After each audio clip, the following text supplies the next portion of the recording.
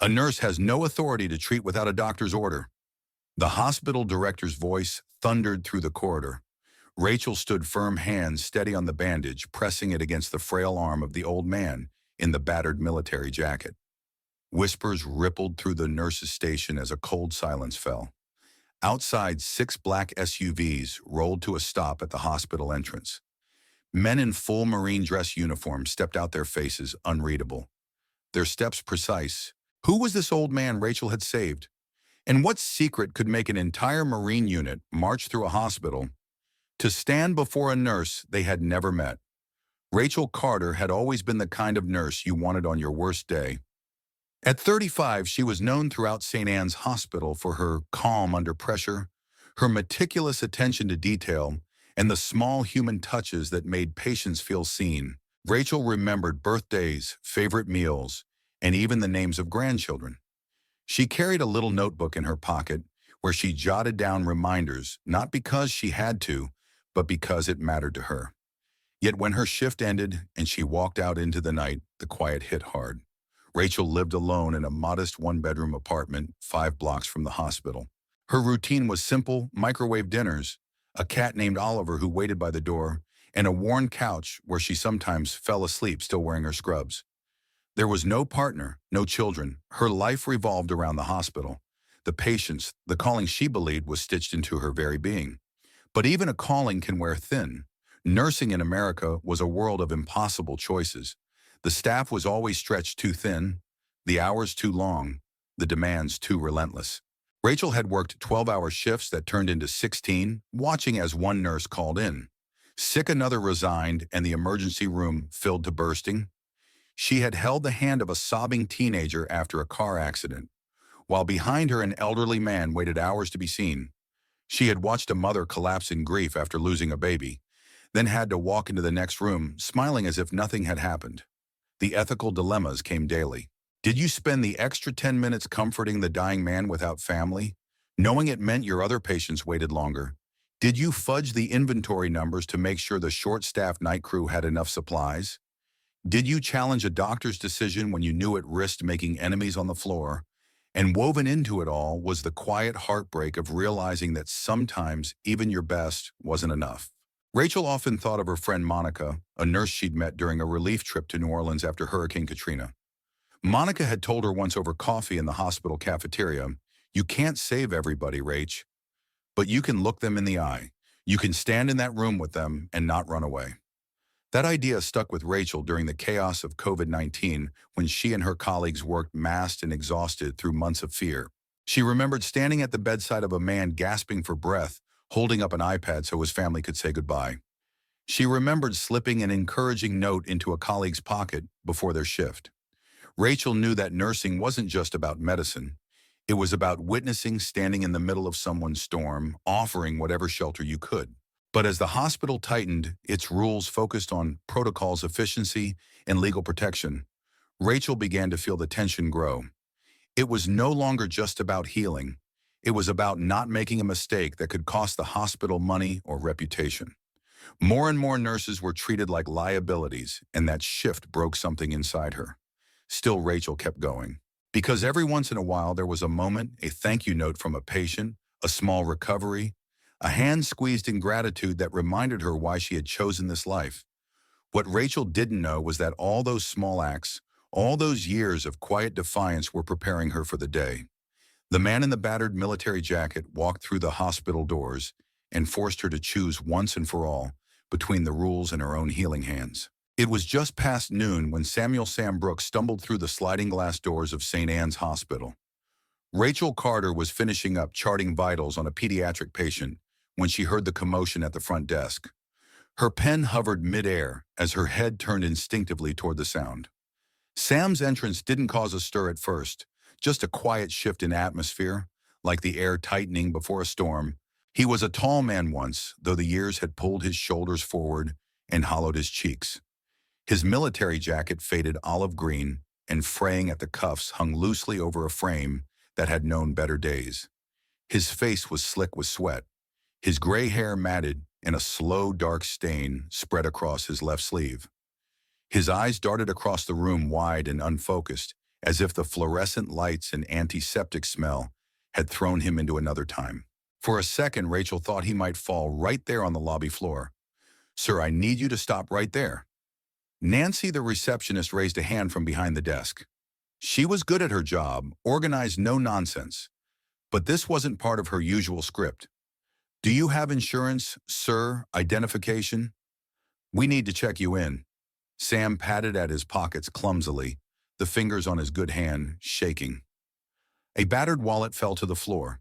No insurance card appeared. No driver's license. Only a tattered photo face down on the tile. Rachel felt the familiar pull in her chest. The tension between her heart and her training protocol said, "You waited." The ER didn't process patients without registration, without insurance status, without the basics. You didn't just bring someone back, not anymore. Not unless you wanted a note in your file or worse.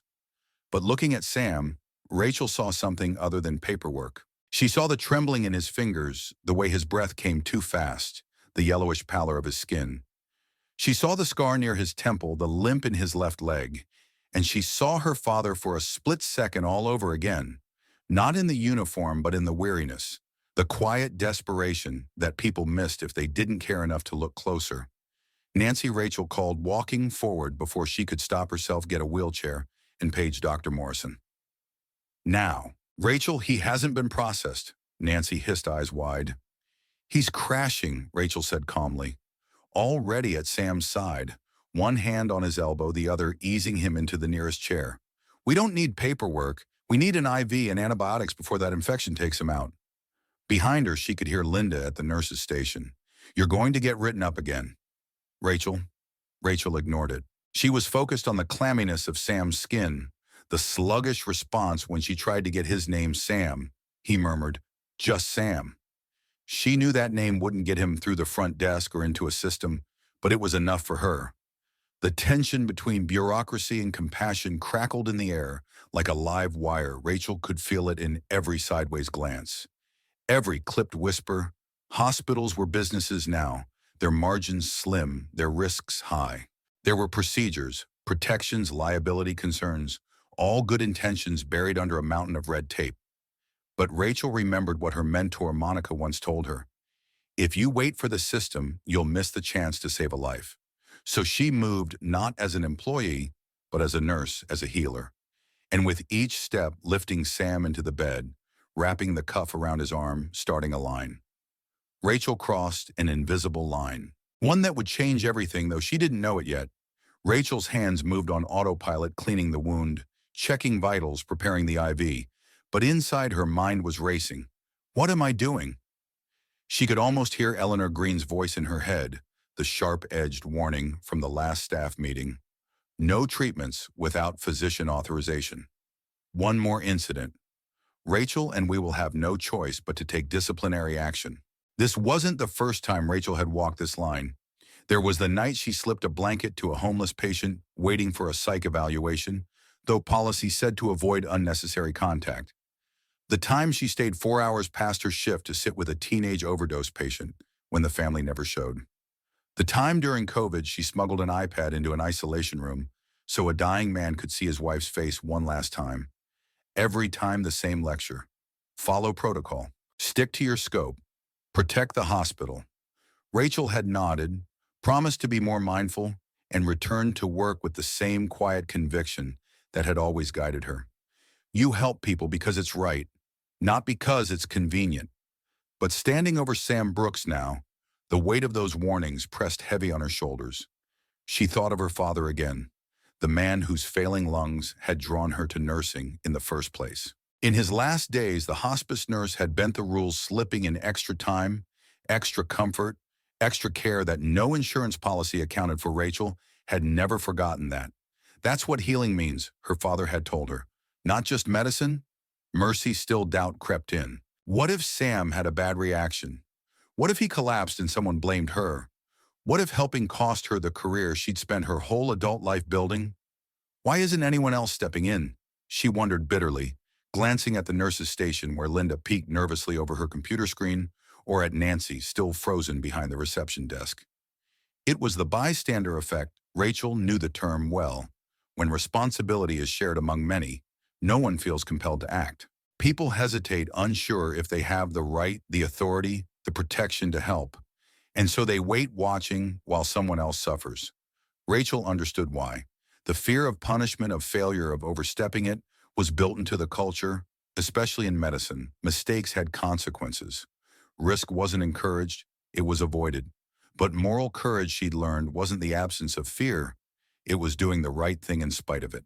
So Rachel drew a breath and pushed the doubt down, listening instead to the rhythm of Sam's breathing, the feel of his pulse under her fingertips. His skin was hot, his blood pressure dropping. The signs were clear. This wasn't about defiance. It wasn't about being a hero. It was about one human being seeing another in distress and refusing to look away. Rachel caught Linda's eye across the room, and for a moment she saw something flicker there. Not disapproval, but longing. The longing to act, to be bold, to reach out without the chains of protocol. As she finished securing the IV line, Rachel felt her heart steady. She wasn't reckless. She wasn't rebellious. She was a nurse, and sometimes being a nurse meant remembering why you put on the scrubs in the first place, to stand in the gap when no one else would. By the next morning, Rachel Carter's world had unraveled. She stood at her apartment window, the early light filtering through thin curtains, phone in hand, watching the chaos unfold online. A 30-second clip, grainy, shaky, filmed by someone at the nurse's station, had gone viral overnight. The caption read, "Reckless nurse ignores hospital protocol, plays doctor." The video showed Rachel leaning over Sam Brooks, adjusting the IV, applying pressure to his arm. It didn't show his labored breathing, his shaking hands, or the cold sweat soaking through his jacket. It didn't show the empty nurse's station or the hesitation on everyone else's faces. It didn't capture the quiet desperation that Rachel had felt in that moment, the urgent pull to act. The comments were brutal. She should be fired. Who does she think she is? This is why hospitals have rules. Nurses like her are dangerous. By noon, Rachel had been officially suspended. No patient contact, no pay, no access to the hospital system. Security escorted her to her car, her badge confiscated at the door.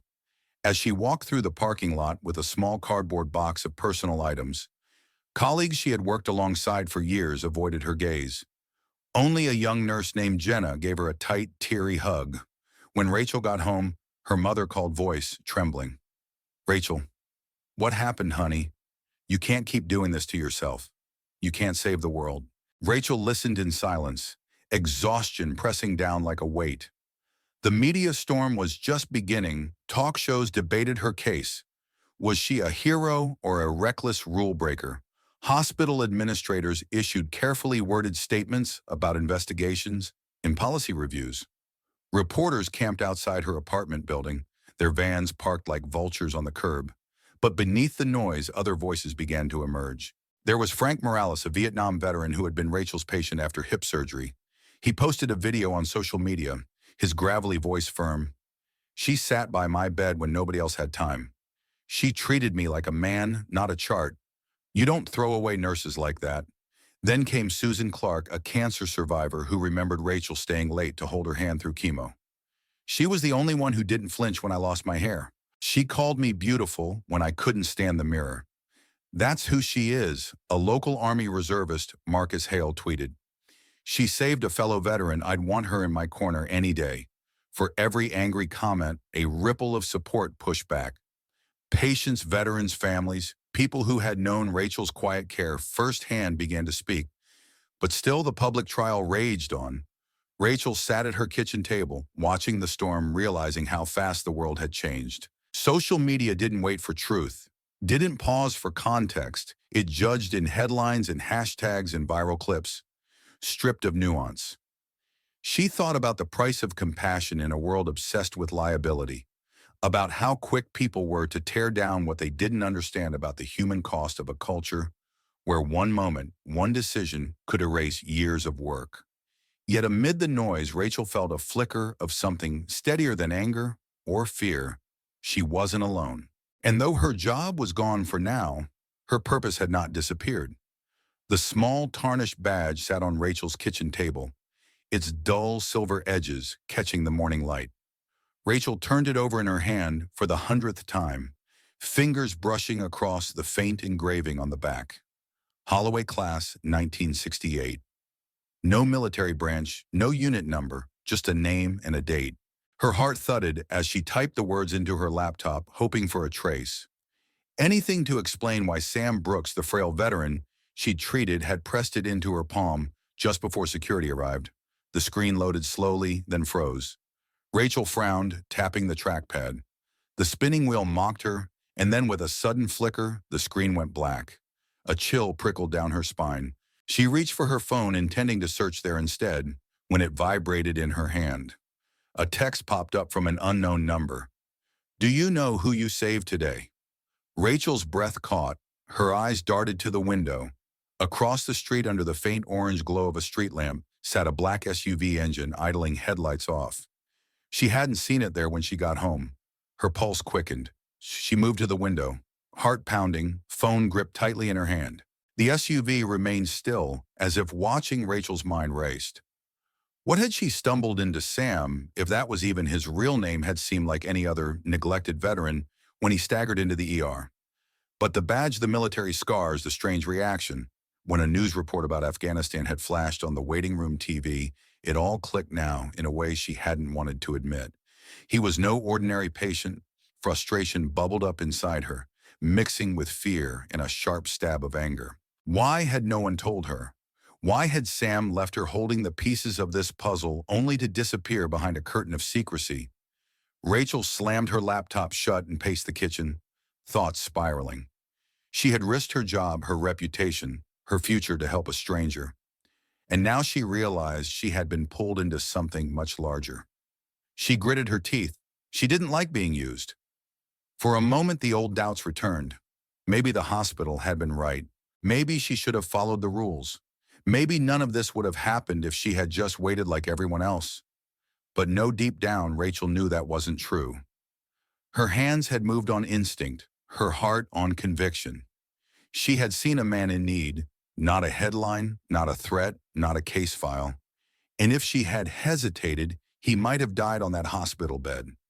Still, she couldn't deny the cold knot of fear forming in her stomach. Whoever was watching from that SUV, they knew who she was. They knew where she lived. Rachel sat down slowly. The badge still cradled in her palm. She realized this wasn't over.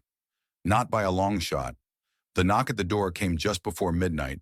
The hospital lobby was a scene Rachel Carter never thought she'd witness in her lifetime. 6 black SUVs lined the circular drive, their polished exteriors gleaming under the late afternoon sun. One by one, the doors swung open, and men and women in full marine dress uniforms emerged, rows of gleaming medals across their chests. White gloves, polished shoes, striking the pavement in perfect cadence.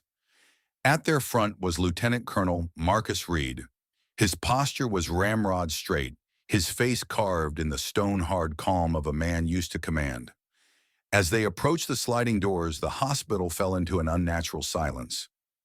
Phones emerged from pockets. Patients, nurses, doctors, and visitors lined the walls and balconies, whispering, watching, recording. Inside, Eleanor Green. The hospital administrator adjusted her blazer with trembling fingers as she marched toward the entrance. She was flanked by 2 board members and the hospital's legal counsel. When the automatic doors parted, Reed stepped through, offering no greeting, no hesitation. He went straight to Eleanor and stopped just short of arm's reach. "Miss Green," his voice was smooth but ironclad. "I need to speak with you regarding Nurse Rachel Carter." Eleanor forced a thin smile. "Lieutenant Colonel Reed, this is a private matter. You'll need to make an appointment." Reed raised an eyebrow, pulled a slim leather folder from under his arm, and flipped it open with military precision. Inside were documents stamped with government seals and a formal photograph. Sam Brooks, younger, sharper, and unmistakably the same man Rachel had treated. "That private matter," Reed said, voice cutting through the room, "involves Colonel Samuel Brooks, who, despite your hospital's refusal of care, survived because of one woman's actions." A collective gasp rippled through the crowd. Eleanor's eyes darted nervously toward the cameras now recording the staff frozen in place, the patients holding their breath. "We had no way of knowing," Eleanor murmured, voice faltering. "You had one way." Reed shot back, his gaze unwavering. "Her," he gestured toward the doors behind him. Rachel stepped forward, then flanked by two Marines, her face pale but resolute. Her colleagues parted, stunned into silence. Linda, who had once whispered warnings, lowered her head. Jenna, the young nurse, smiled tearfully. Reed's voice softened slightly. This nurse saved a man who has spent decades in service to this nation, gathering intelligence, protecting lives. Had she obeyed your rules, we would be burying him today. Along with years of classified operations, Eleanor's hands trembled as she reached for the folder. We didn't know. No, Reed replied quietly, but she didn't need to. Rachel met Eleanor's gaze, her heart pounding, but her chin lifted. For the first time in weeks, she felt the weight on her shoulders lift. Not because the cameras were rolling, but because in the quiet, the truth had finally been spoken. The Marines stepped back. The crowd parted and Rachel walked through the hospital she had once called home, no longer the nurse under suspension, but the nurse who chose humanity over protocol. The following Monday, Rachel Carter stood once again in the hospital lobby, this time without security guards at her side. Eleanor Green faced her at the front desk. The hospital board lined up behind her like a jury no longer in session. Eleanor cleared her throat, holding out a crisp letter with the hospital's letterhead, Nurse Carter. She said, her voice tight but measured, on behalf of St. Anne's Hospital. We would like to offer our formal apology. Your suspension has been lifted with full reinstatement, back pay, and our deepest gratitude. Rachel accepted the letter, her hands steady, her eyes searching Eleanor's face. There was a flicker of something there, not just formality, but humility, maybe even respect. The impact rippled quickly across the hospital. In the break room, where Rachel once overheard whispers about her troublemaking nurses, now leaned in to listen to her advice. Jenna, the young nurse, began keeping a small notebook of patient details just like Rachel's. Linda, once wary of breaking rules, quietly followed Rachel's lead in small moments, lingering at a patient's bedside, a little longer, speaking up when a family needed an advocate. The hospital administration moved fast too. Meetings were held, policies were rewritten, emergency exceptions were clarified. Even Eleanor Green admitted in a rare staff meeting that protocols exist to protect, but they should never replace compassion. Rachel didn't ask to be called a hero. She simply went back to work, charting vitals, holding hands, remembering birthdays. But something inside her had shifted. Where before she sometimes wondered if her small acts mattered, now she knew without a doubt they did. As for Sam Brooks, Colonel Samuel Brooks, he didn't disappear. Every month or so, Rachel would find a letter in her mailbox. Sometimes it was a simple thank you, sometimes a story from his past. Once a folded photo of his grandchildren whom he was finally able to visit without the cloud of his secret assignments hanging over him. On a quiet Sunday afternoon, a knock came at Rachel's apartment door. She opened it to find Sam standing there, leaning slightly on a cane, a soft smile on his weathered face. They sat on her small porch for hours, sipping tea and talking. Not about war or duty, but about ordinary things, gardens, books, the stubborn loyalty of cats. In the months that followed, Rachel found herself reflecting often on how one small choice, one refusal to look away, had set off a chain of events that no one could have predicted. A system had been shaken, a hospital had been changed, a life had been saved. She knew now more than ever that kindness was not a soft, passive thing. It was brave, it was disruptive. It was the quiet force that could bend even the hardest institutions toward something better. And sometimes it only took a nurse with healing hands to remind the world what healing really meant. In the end, Rachel Carter's story is not just about one nurse or one veteran.